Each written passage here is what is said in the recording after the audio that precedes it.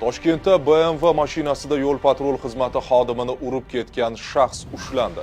Ma'lum bo'lishicha, ushbu shaxs 16 yosh bo'lib, u maktabda 10-sinfda o'qiydi.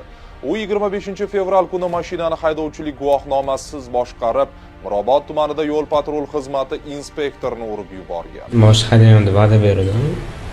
Yana shug'ul qilib haydab qo'ydi mashinani.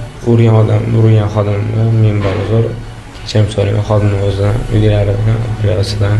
Poytaxt Ichki ishlar bosh boshqarmasi xabariga ko'ra, bola avvalroq maktabda dars qoldirgani va o'z boshimchalik bilan mashina boshqarib, qo'pol ravishda yo'l harakati qoidalarini buzganligi sababli uning ota-onasi tegishli tartibda ma'muriy javobgarlikka tortilgan bo'lgan.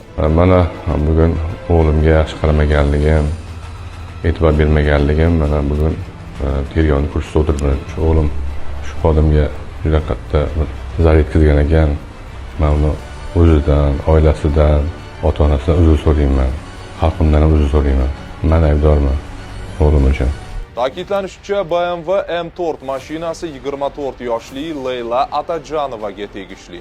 U 2024-yildan beri bu mashinani 18 marta transport vositasini boshqarish huquqi bo'lmagan shaxsga haydash uchun berganligi, shuningdek qo'shimcha ravishda 37 marotaba boshqa turdagi yo'l harakati qoidalarini qo'pol ravishda buzganligi aniqlangan. Hozirda holat yuzasidan jinoyat ishi qo'zg'atilib, dastlabki tergov harakatlari olib borilmoqda.